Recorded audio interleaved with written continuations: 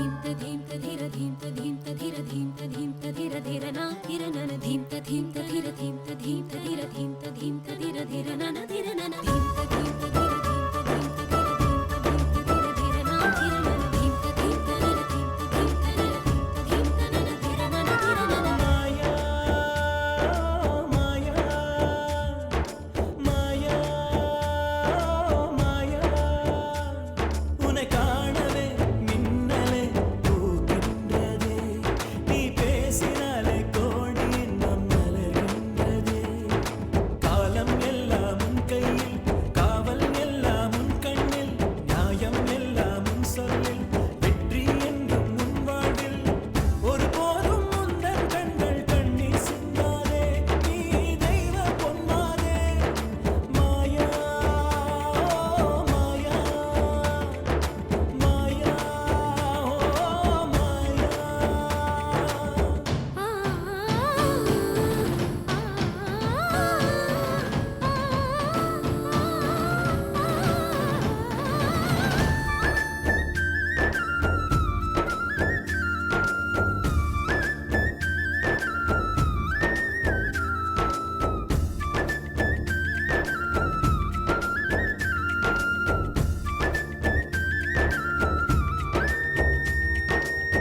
தடுமாற்றம் கிடையாது தன்மானம் மீறாது தடையெல்லாம் யாரும் போட்டால் அஞ்சாது ஓ பணம் கண்டு மயங்காது குணமின்றி பழகாது அவமானம் தாண்டி வெல்ல அசராது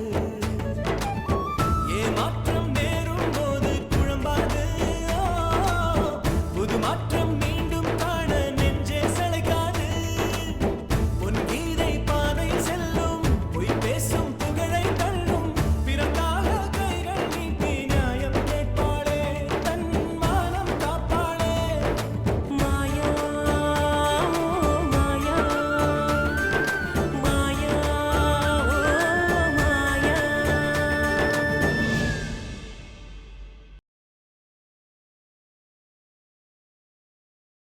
நிஜமாவே நீங்க ரெண்டு பேரும் சூப்பரான ஜோடி.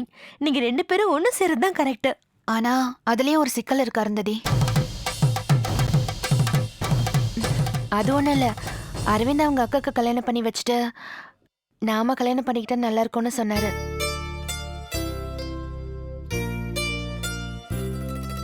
சின்ன வயசுலயே அரவிந்தோட அக்கா விதவை ஆயிட்டாங்க. அதை நினைச்சு அரவிந்தும் ஃபீல் பண்றாரு. அவர் ஃபீல் பண்றதும் சரிதான் எனக்கு தோணுது. பட் அப்பா கிட்ட போய் கல்யாண பேச்சு ஆரம்பிச்ச உடனே இல்லைன்னு சொல்றதுக்கும் தயக்கமா இருக்கு. அரவிந்தனும் அதை புரிஞ்சுக்கிட்டு யோசிக்கிறாரு. இங்க பாரு மாயா, உன்னோட நல்ல மனசுக்கு இனிமே எந்த தடங்களும் வராது. அதனால நீ எதை பத்தியும் யோசிக்காத. கண்டிப்பா எல்லாமே நல்லபடியா நடக்குன்ற நம்பிக்கையோட இருமா. அரவிந்த் யோசிக்கிறது ஒரு விதத்துல நியாயம் தானே, அத தப்புன்னு சொல்ல முடியாதே. அதுக்கான முயற்சி எடுத்துக்கிட்டு கல்யாண வேலைய பாருங்க. அதுல என்ன தப்பு இருக்கு? நானும் அதான் சொல்லியிருக்கேம்மா. நீ அதான் சொல்லிருப்பன்னு எனக்கு நல்லா தெரியும். எப்பவுமே உன்னை விட அடுத்தவங்கள பத்தி யோசிக்கிற. அதுக்காகவாவது உனக்கு நல்லது நடக்கணும்னு அரவிந்தோட அக்கா யோசிப்பாங்களா இல்லையா? இங்க பாரு, நாங்க எல்லாருமே இருக்கோம். எங்க எல்லாருடைய பிரார்த்தனையால உங்க ரெண்டு பேருடைய கல்யாணமும் நல்லபடியா நடக்கும் மாயா.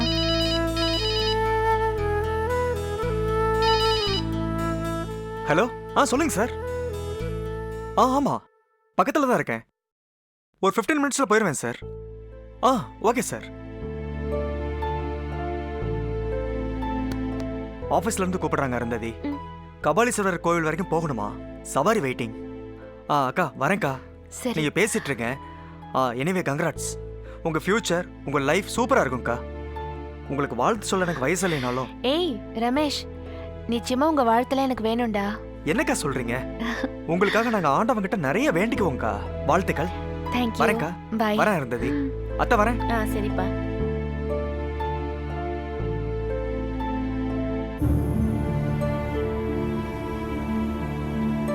என்ன மாயா, என்ன யோசிக்கிற? அது ஒண்ணும் இல்ல. சரி உட்காரு. அம்மா சரி, நீங்க பேசிட்டுங்க, நான் போய் காபி போட்டு எடுத்துட்டு வரேன். சரிங்கம்மா. அப்புறம் என்ன மாயா, அடுத்தது கல்யாணம் தான். என்ன சொல்ற? ஆமா.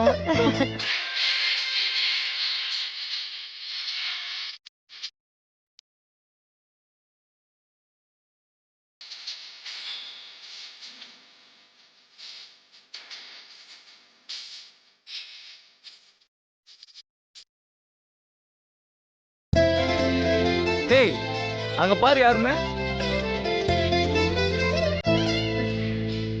பிரதாப் அண்ணன் கிட்ட பேசிட்டு போலாமா? ஹேய் என்ன இது, வா.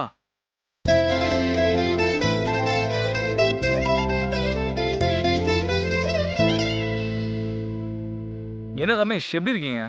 நான் நல்லா இருக்கேன். பிரியா, நீ எப்படி இருக்க? நான் நல்லா இருக்கேன். நீங்க எப்படி இருக்கீங்க? நான் ரொம்ப சந்தோஷமா இருக்கேன் பிரியா. அப்புறம் மாப்ள எப்படி இருக்கீங்க? உடம்புலாம் சரியாயிடுச்சா? சரியாயிடுச்சு. உடம்புல பட்ட காயத்தோட பெரிய டார்ச்சர் உங்க தங்கச்சி பண்றதுதான். என்ன மாப்ள சொல்றீங்க? சாப்பிடுறதுக்கு என்னமோ 3 வேளை தான், ஆனா கோயிலுக்கு போறது 7 தடவை. இதெல்லாம் எதுக்கு? நான் சீக்கிரம் சரியாகணும் தான். பாத்தீங்களா என் தங்கச்சி உங்க மேல எவ்வளவு பாசம் வச்சிருக்கான்னு? அவளோட வேண்டுதல்னால தான் உங்களுக்கு சீக்கிரமாவே குணமாயிடுச்சு. அப்புறம் பிசினஸ்ல எப்படி போயிட்டு இருக்கு மாப்ள? நல்லா தான் போயிட்டு இருக்கு. நடுவில் இந்த இன்சிடென்ட் மட்டும் நடக்காம இருந்தா ஃபாரின் கன்சர்னோட ஒரு சின்ன கொலாபரேஷன் இருந்துச்சு, அதான் கொஞ்சம் மிஸ் ஆயிடுச்சு. பரவாயில்ல, இது போன அடுத்தது வராமலே போயிடும். ஃபாரின் கொலாபரேஷனை விடுங்க, மாயாக்கு உயிரை காப்பாத்திருக்கீங்கல்ல, அந்த ஒரு நல்லதுக்காகவே இனி எல்லாமே நல்லதாவே நடக்கும். ஆமா ரமேஷ், என்னால அவங்களுக்கு ஒரு கெட்டது நடந்தப்போ அது எப்படி சரி கட்ட போறேன்னு பல முறை வருத்தப்பட்டிருக்கேன். ஆண்டவனா பார்த்து ஒரு சந்தர்ப்பத்தை கொடுத்தான் மாயாவோட உயிரை காப்பாத்துறதுக்காக. என்னதான் இருந்தாலும் அவங்களோட உணர்வுகளை காயப்படுத்துறதை விட அவங்க உயிரை காப்பாத்துனது பெரிய விஷயம் இல்லை. ஒரு சின்ன கைமாறுதல் மாதிரி அதையும் செஞ்சு முடிச்சிட்டேன். இந்த அளவுக்கு யோசிக்கிற நீங்க அன்னைக்கு எதுக்கு மாயாக்காவை வேண்டான்னு சொல்லிட்டு போனீங்கன்னு எனக்கு தெரியல. ஆனா இப்ப அவங்களுக்கு ஒரு நல்லது நடந்திருக்கு.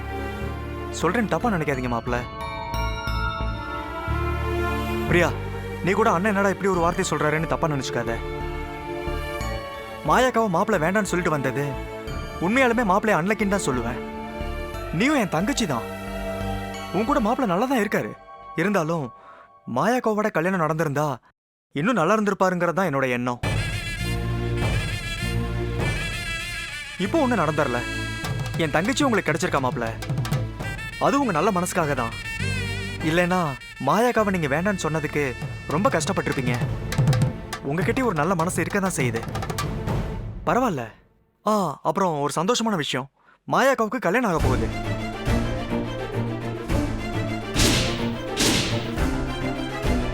அப்புறம் ஒரு சந்தோஷமான விஷயம், மாயாக்காவுக்கு கல்யாணம் ஆக போகுது.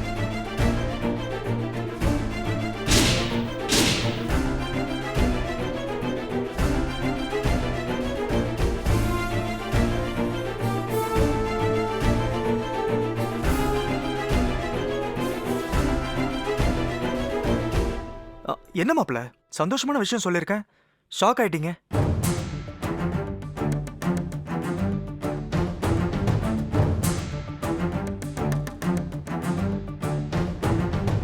இங்க பாருங்க மாப்ள, யாரும் யாராலையும் கெட்டு போயிட முடியாது, வளரவும் முடியாது. பட் சின்ன சின்ன தடங்கள் வரதான் செய்யும். அது மாதிரி மாயாக்காவுக்கு வரதான் செஞ்சது. ஏதோ நடந்து போச்சு. இன்னைக்கு நீங்க ஒரு கல்யாணம் பண்ணிக்கிட்டீங்க, அந்த பிரபுவும் இன்னொரு கல்யாணம் பண்ணிட்டாருன்னு தெரியாது. இருந்தாலும் மாயாக்கோட வாழ்க்கை அப்படியே போயிடாது இல்லையா? அவங்களுக்கு இன்னைக்கு ஒரு நல்ல வாழ்க்கை கிடைச்சிருக்கு. மாப்பிள்ளை யாருன்னு தெரியும்ல, அரவிந்தன்.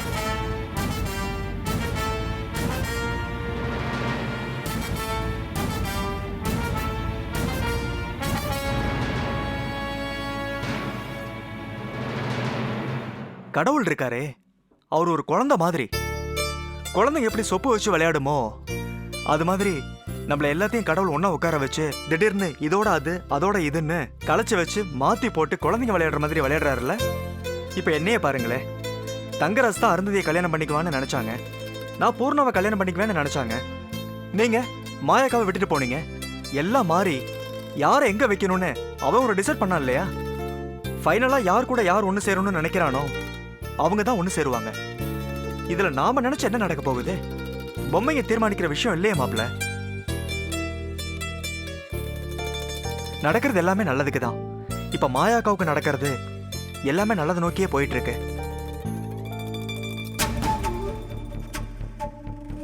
என்னாச்சு மாப்ள, நீங்க ஒரு மாதிரியா இருக்கீங்க? இல்ல ஒன்றும் இல்லை. ஆமா, மாயாவுக்கு கல்யாணம்? ஆமா, அதான் கன்ஃபார்ம் ஆயிடுச்சுன்னு சொன்னேனே. அவங்க மேல அக்கறையா இருக்கிற என்ன மாதிரி ஒரு சில பேர்ல நீங்களும் ஒருத்தர்ன்ற சந்தோஷத்துல தான் நான் சொன்னேன். ஆனா அந்த சந்தோஷம் உங்க முகத்துல இல்லையே. ஆ அது ஒன்றும் இல்லை. ஏன் என்னாச்சு மாப்பிள்ள?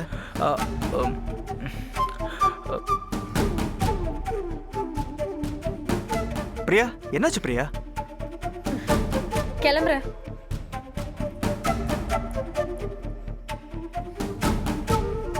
மாப்பிள்ள பிரியாவுக்கு என்னாச்சு? மாப்பிள்ள உங்ககிட்ட தான் கேட்டுட்டு இருக்கேன். ஒன்றும் இல்லை ரமேஷ். கொஞ்ச நேரத்துக்கு முன்னாடி நீங்கள் சொன்னீங்க இல்லையா, ஆண்டவன் விளையாடுறான்னு சொல்லிட்டு பொம்மைங்க நாம என்ன செய்ய முடியும்? இந்த விளையாட்டோட கிளைமேக்ஸ் எப்படி இருக்குன்னு யாருக்கு தெரியுமோ இல்லையோ, பட் என்னால சின்னதா யூகிக்க முடியுது. அதெல்லாம் நடக்காம மாயாவோட வாழ்க்கை நல்லபடியா நடக்கணும் அப்படின்னு வேண்டிக்கணும். நீங்களும் வேண்டிக்குங்க. கண்டிப்பா கடவுள் மாயாக்கு ஒரு நல்ல வாழ்க்கையை தரணும். ஓகே ரமேஷ், பாய், பார்க்கலாம். ஓகே மாப்பிள்ள.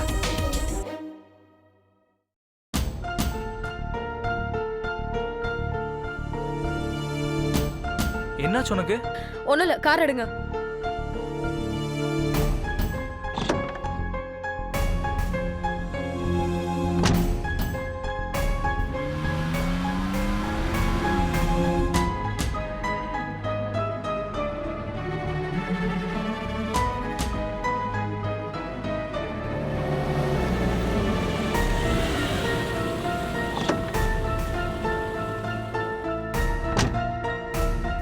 இந்த பார்ட்டிக்கு நம்ம செக் இஷ்யூ பண்ணணும் மேடம்.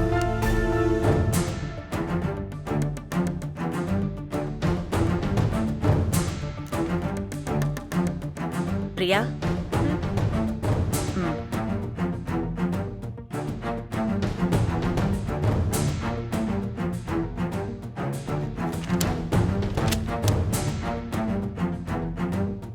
என்னம்மா ஒரு மாதிரியா இருக்கு? என்னாச்சு? மாப்பிள்ளை எங்க? கார் பார்க் பண்ணிட்டு இருக்காருமா. என்னமாச்சு? ஒன்றும் இல்லைம்மா.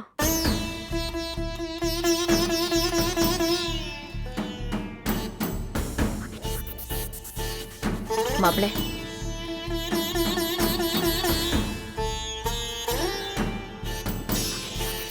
ரெண்டு பேரும் நல்லா தானே கோயிலுக்கு போனீங்க? திடீர்னு என்னாச்சு? இல்லத்த, எனக்கு ஒன்றும் தெரியல. கோயிலுக்கு போயிட்டு வந்தப்போ உங்க பையன் ரமேஷை பார்த்தோம். ஓ, அவன் என்கிட்ட சண்டை வளர்க்கறது பத்தாதுன்னு இப்போ என் பொண்ணுக்கிட்டே ஆரம்பிச்சிட்டானா? நம்ம என்ன சண்டை போடல. பின்ன என்னம்மா, உனக்கும் மாப்பிள்ளைக்கும் ஏதாவது? ஏன் உங்க பையன்ட்டே சண்டை போடாதவ என்கிட்ட சண்டை போட போறா?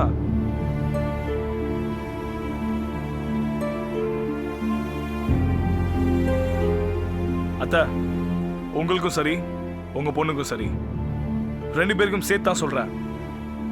என் மனசுல எந்த விதமான தப்பான அர்த்தமும் இல்ல. அதே நேரத்துல உங்க மனசுல அப்படி இருந்தா அதுக்கு நான் எந்த விதத்திலையும் பொறுப்பாக முடியாது. அதுக்கு விளக்க சொல்லணுன்ற அவசியமும் எனக்கு இல்ல.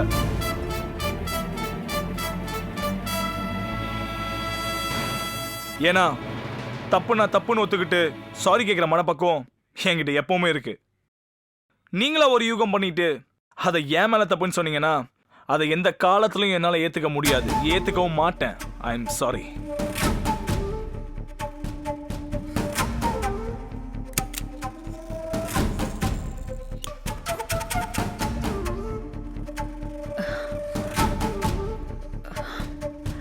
என்னம்மா பிரச்சனை? மாயாக்கு கல்யாணம் ஃபிக்ஸ் ஆயிடுச்சு.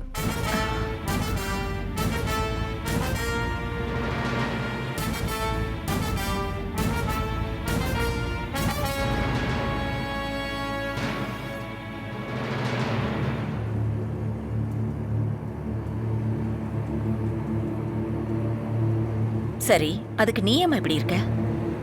இல்லம்மா, காலையில கோவில்ல பார்த்ததும் பார்த்த உடனே அரவிந்தனுக்கும் மாயாக்கும் கல்யாணம் ஃபிக்ஸ் ஆயிடுச்சுன்னு சொன்னாமா.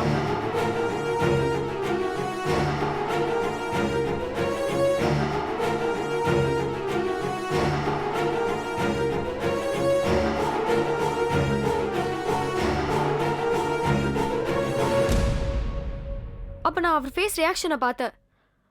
ரொம்ப வருத்தப்படுற மாதிரி ஃபீல் பண்ணிட்டு இருந்தாரு. எவ்வளோ ஒருத்தி ரோட்ல போறப்ப அவளை கத்தியால குத்த வந்தா மாயா மட்டும் இல்ல யாரா இருந்தாலும் நான் ஹெல்ப் பண்ணிருப்பேன்னு சொன்னப்ப நான் அவரை முழுசா நம்பினேம்மா. உண்மையாவே அவர் அந்த நினைப்போட தான் மாயாவை காப்பாத்திருப்பாருன்னு நினைச்சேன். இவர் மனசுல பழைய எண்ணங்கள் எதுவுமே இல்லைன்னு நினைச்சிட்டு இருந்தேன். ஆனா இப்ப இருக்குமோன்னு பயமா இருக்குமா? ஏன்னா அண்ணன் சொன்ன உடனே அவர் முகத்தை நீ பாத்திருந்தா எந்த கோவில வேணாலும் வச்சு சத்தியம் பண்ணலாமா? அவ்வளவு வருத்தப்பட்ட மாதிரி இருந்தது. அவளுக்கு கல்யாணம் ஆக போதுன்னு சொன்ன உடனே இவர் ஏமா அவ்வளவு வருத்தப்படணும்? அப்ப அதுக்கு என்னமா அர்த்தம்? இங்க பாரு பிரியா, நாமளா ஒரு முடிவு எடுத்துக்கிட்டு எதையும் பேசக்கூடாது. மாப்பிள்ள சொல்லிட்டு போனதை கேட்டேல? இல்லம்மா, எல்லாம் சுத்த நடிப்பு.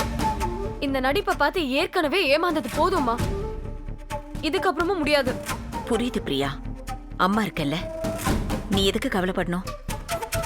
எவ்வளவு பெரிய சிக்கல் எல்லாம் இப்படி சொடக்கு போடுற நேரத்துல இடது கையால தீர்த்து வைக்கிறவம்மா இந்த பரமேஸ்வரி. என் பொண்ணுக்கு ஒண்ணுனா நான் பார்த்துட்டு சும்மா இருப்பேனா? நீ யோசிக்க வேண்டாம்.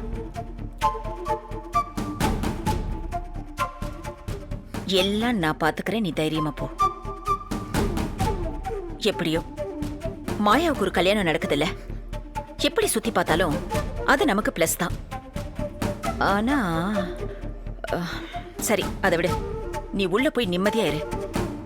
எந்த பிரச்சனை வந்தாலும் அம்மா நான் பாத்துக்கிறேன். விட்டுருவேன் நான் உன்னை. இங்க பார் பிரியா, இப்போதைக்கு நீ மாப்பிள்ளை மனசை புரிஞ்சு நடந்துக்கணும். எப்படியாவது மாப்பிள்ளைய கைக்குள்ள போட்டுக்கணும்.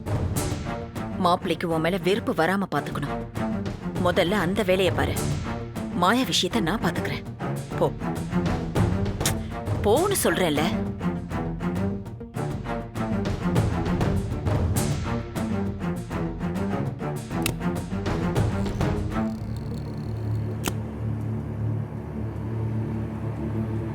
Yes madam.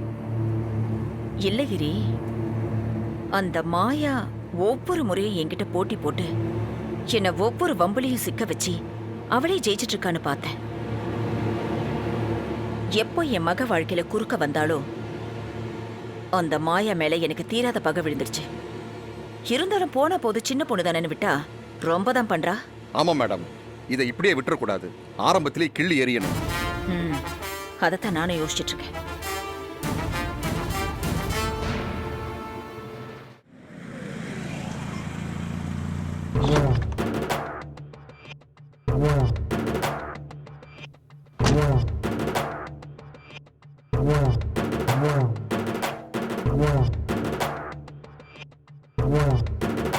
கிரி மேடம். அந்த மாயா. மேடம் வணக்கம், வாங்க.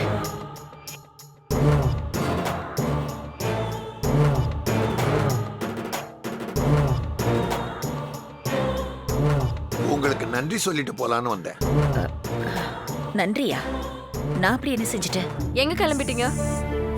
வெளியே கொஞ்சம் டென்ஷனா இருக்கு, அதான் வெளியே கிளம்பிட்டேன். சாரிங்க. It's okay.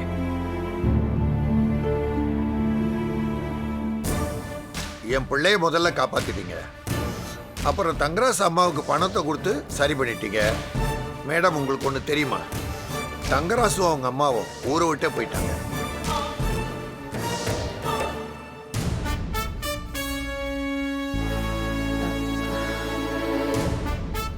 பார்த்தோன்னே பேசுறதை நிறுத்திட்டாங்க.